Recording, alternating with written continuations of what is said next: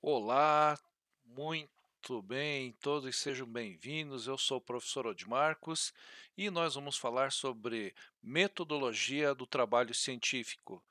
Eu, junto com a professora Dozolinas, estamos conduzindo esse trabalho. Somos do Instituto Federal de São Paulo, do campus São Roque, e hoje o nosso assunto é a metodologia, né? O caminho para.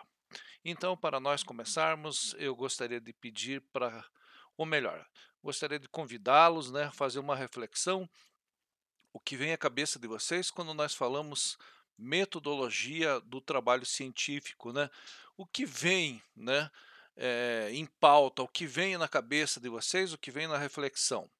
Então, o nosso propósito é falar sobre os objetivos desse trabalho, dessa disciplina, né, para os cursos de ciências, licenciatura de ciências biológicas do Instituto Federal de São Paulo e também no, na tecnologia da gestão ambiental do Instituto Federal de São Paulo, campus São Roque. Muito bem, então vamos em diante para nós falarmos sobre a metodologia do trabalho científico.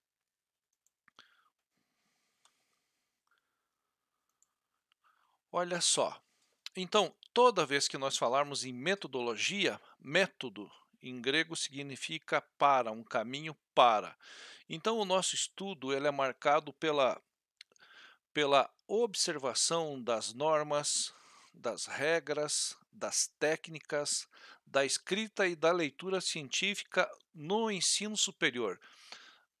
O que que significa tudo isso, né? Nós vamos fazer uma padronização da maneira de nós escrevermos, de nós apresentarmos, e isso é uma norma que vale para todo o país. E para reforçar, deixo puxar aqui uma aba para vocês, bem interessante. Tá aqui. Vamos lá então. Para reforçar, então nós vamos falar um pouquinho do curso superior, né?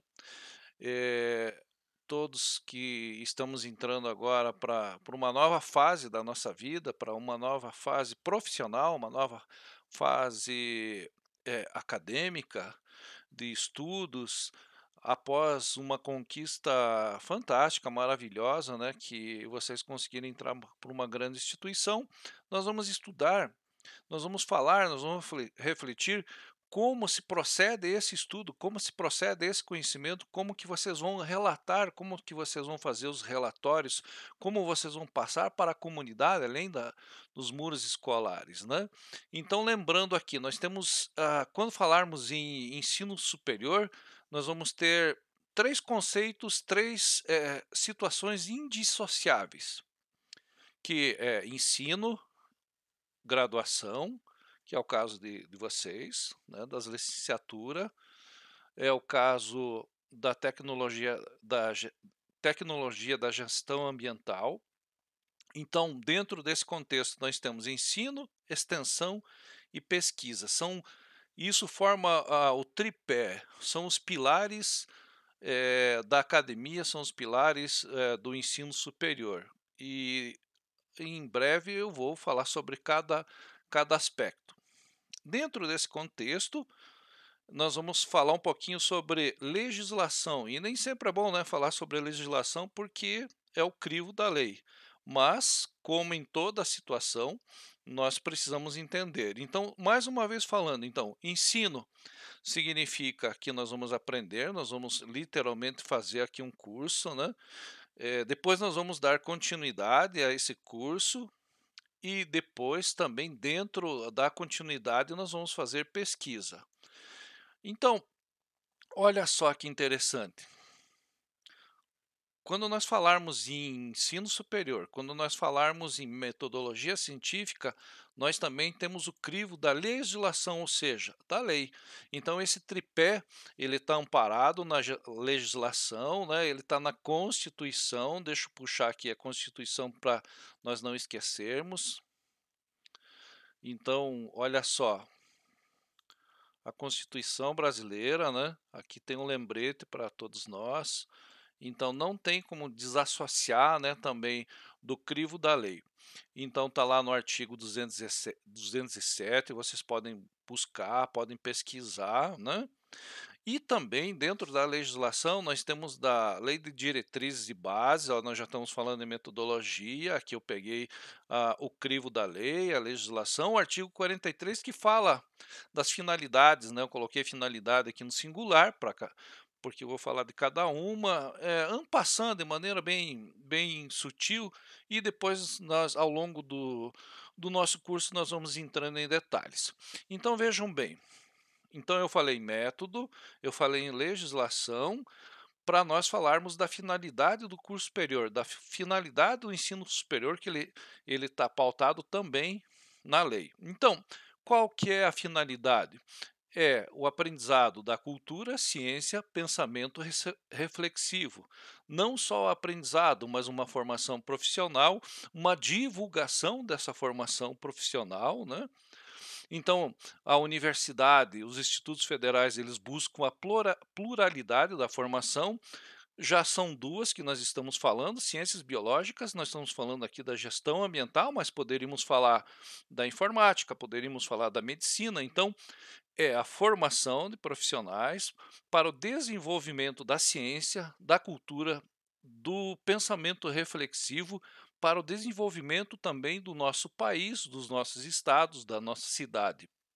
Então, esse aprendizado, essa convivência plural, e tudo isso vai ser norteado, né, vai ser falado, descrito, apresentado, referenciado por meio da metodologia científica. Por isso que nós estamos aqui para aprender, escrever sobre isso, aprender, relatar sobre essas ações, esses programas, esses ensinos, né, da outra finalidade aqui da metodologia científica, né?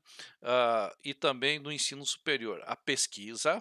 Então, nós faremos investigações, nós desenvolveremos cultura, e dentro desse contexto, não só para a ciência, mas também de uma forma ontológica, ou seja, a essência do ser, a essência da cidadania, da pluralidade, da diversidade, da sustentabilidade e também do empreendedorismo. Ora, nós nos formamos, né, para termos uma profissão, para nós desenvolvermos pessoalmente como profissionais, mas também como cidadãos participativos da sociedade, um Estado de Direito que é o Brasil, de uma democracia. Certo? Então aqui nós vamos vendo que nós temos assim também os três pilares, né? Mas também eu estou mostrando para vocês que tem o pilar da lei, nós temos o pilar político também dentro dessa essa visão de metodologia científica, né? Então, dando continuidade, aqui vamos em frente. Olha só que interessante.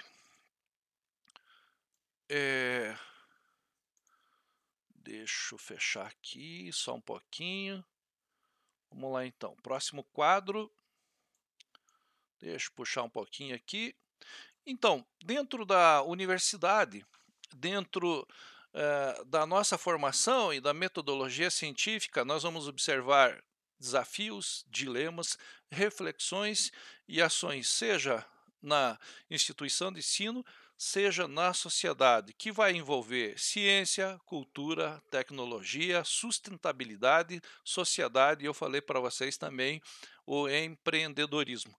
Isso nós vamos ver na formação inicial, mas quando nós nos formamos, nós encerramos a nossa linha de estudos, então não para por aí, nós vamos ter uma formação continuada. E lembrando sempre que a pesquisa ela pode ser quantitativa, das ciências exatas, das ciências duras, mas também uma pesquisa pode ser qualitativa. Então, toda vez que nós falarmos graduação, então nós vamos desenvolver ou quantitativo ou qualitativo. Geralmente, as qualitativas para as ciências humanas, mais voltada para o ser, e as quantitativas as exatas, mas elas também podem ser mistas, né? Desde que haja uma proximidade com a comunidade, uma reciprocidade, por isso que nós fazemos esses trabalhos de extensão. Então, graduação, extensão, que é a formação continuada, e também a pesquisa. Agora, nós temos amparo da lei, que eu falei para vocês, e agora nós temos amparo da Associação Brasileira de Normas Técnicas. Deixa eu achar aqui para vocês não esquecerem mais. Está aqui, ó, a Associação Brasileira de Normas Técnicas. Quando você tiver dúvida de alguma escrita, de algum como se faz uma citação, como que eu faço uma referência, está aqui, está toda descrita aqui, é que se pode dizer a Bíblia do pesquisador, a Bíblia do cientista, da escrita científica, da norma científica. Então, por que é feito isso, né? É para dificultar a vida dos senhores, das senhoras, dos professores? Não, é bem pelo contrário, para que nós tenhamos um modelo, né, um padrão para que possamos ter um entendimento, uma facilidade de entendimento, de aprendizado, de escrita, de leitura, inclusive, né? Então, essa ideia aqui da, da metodologia científica. Então, não esqueçam, nós temos aqui o crivo da lei, o crivo das normas, e agora mais para frente nós vamos ver a próxima questão. Então, olha só, o trabalho científico ele é pautado em questões locais, com reflexos globais, né? E que devemos entender que o nosso aprendizado ele não vai ficar só nos muros escolares, ele vai para além dos muros universitários, né? Por isso que nós chamamos de estender, isso se chama extensão, além da pesquisa, claro. Então, sempre lembrando desse critério que quando nós entramos para a universidade, nós não devemos nos isolar do mundo, né? A universidade ela foi feita para os estudantes, a universidade foi feita para os professores, a universidade foi feita para a comunidade, o trabalho local, por exemplo, prestação de serviço, formações, técnicas, profissionais, atendimentos médicos, clínicos, odontológicos, veterinários, biológicos, no caso, nosso caso de produção, nós temos vinícolas, nós temos produções de vinho, então esse apoio técnico, mas também um apoio ontológico, que é o ser, a pessoa em si, né? E dentre as finalidades que eu gostaria de falar para vocês, algo que me chama muita atenção é, olha só,